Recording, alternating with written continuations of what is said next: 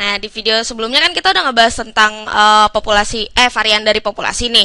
Di video yang ini sekarang kita akan ngebahas tentang varian dari sampel. Nah, tapi kita review dulu ya varian dari populasinya. Kemarin itu kan adalah sigma kuadrat dari jarak antara setiap data dengan min populasinya, terus kita kuadratkan, lalu hasilnya ini kita jumlahkan dari data pertama sampai data ke N, lalu kita bagi dengan banyaknya data dalam populasi yang kita punya, dibagi dengan N. Nah, sekarang kita akan ngebahas tentang varian sampel nih, tapi yang harus kalian tahu, varian itu sendiri adalah kita tuh mencari dalam rata-rata berapa jauh sih setiap data itu dari minnya gitu. Nah, si varian populasi ini juga punya varian sampel kan, seperti yang kalau kalian ingat di video saya tentang min sampel dan populasi, kalian bisa mendekati nilai min dari populasi itu melalui min sampel. Nah, kalau misalnya dalam varian ini kalian juga bisa mendekati nilai varian populasi ini dari varian sampel. Nah, misalnya gini nih, di sini kan misalnya ini populasi saya nih.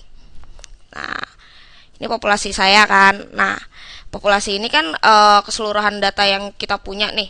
Nah, kalau misalnya ini kan banyak banget, jadi nggak mungkin kita hitung satu-satu kan. Nah, berarti kita butuh mendekati nilai dari populasi ini melalui sampel gitu loh. Nah, si sampel inilah nanti akan membantu kita untuk mendeskripsikan tentang populasi.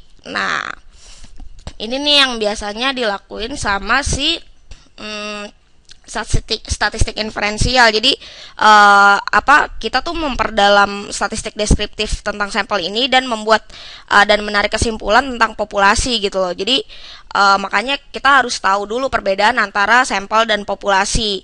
Nah, kegunaan sampel ini yang tadi itu untuk mendeskripsikan populasi dan mendekati nilai populasi, itu tuh biasa disebut dalam statistik sebagai parameter populasi. Oke, sekarang kita masuk ke varian sampel seperti yang saya janjiin tadi. Nah, kalau misalnya di sini kalian lihat varian populasi, di sini kan ada min populasi. Berarti kalau misalnya varian sampel, di sini kalian butuh min sampel kan? Oke. Kemarin saya juga udah jelasin nih tentang min sampel. Min dari sampel itu kan kemarin adalah jumlah data dari data pertama ya, I sama dengan 1 sampai data ke N dibagi dengan banyaknya data dalam sampel kalian kan, dibagi dengan N kan. Nah, kalau kalian lihat min populasi dalam varian populasi ini, kalau kalian lihat formula dari varian populasi ini, mungkin kalian akan mikir nih kalau misalnya min dari sampel tuh berarti akan sama aja kan dengan min dari varian dari populasi ini. Varian dari sampelnya akan sama aja dengan varian dari populasi ini. Mungkin kalian akan mikir kalau misalnya varian dari populasinya itu berarti S kuadrat. Nih, S kuadrat ini adalah notasi dari varian dari populasi ya. Sebenarnya S ini arti dari simbol ini nih. Cuma ini kan dipakai untuk varian sampel. Berarti di sini untuk varian ini kan dipakai untuk varian populasi. Berarti di sini untuk varian sampel kita pakai S kuadrat. Nah, mungkin kalian akan mikir kalau misalnya si varian dari sampel ini berarti kalian jumlahin jarak dari setiap data dengan rata-rata dari si sampel ini, terus kalian kuadratin dari data pertama sampai data ke N, terus kalian bagi N. Nah, mungkin kalian akan mikir kayak gini nih, tapi sebenarnya nggak semudah ini. Coba deh, sekarang saya akan nunjukin sesuatu sama kalian. Emang ini sih akan agak sulit untuk kalian mengerti, jadi saya minta supaya kalian perhatiin baik-baik ya penjelasan saya setelah ini. Nah, di sini misalnya saya punya garis nih. Saya punya garis populasi di sini, ya. Ya.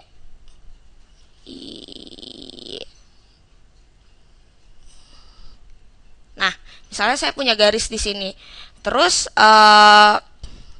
di sini nih populasi saya tuh ada di sini, di sini, sini. Terus ada di sini juga, ada di sini, ada di sini, sini, sini, terus di sini ada lagi, dan terakhir ada di sini. Nah, dari populasi ini misalnya saya ambil sampel di sini. Ini sampel saya, ini dan ini.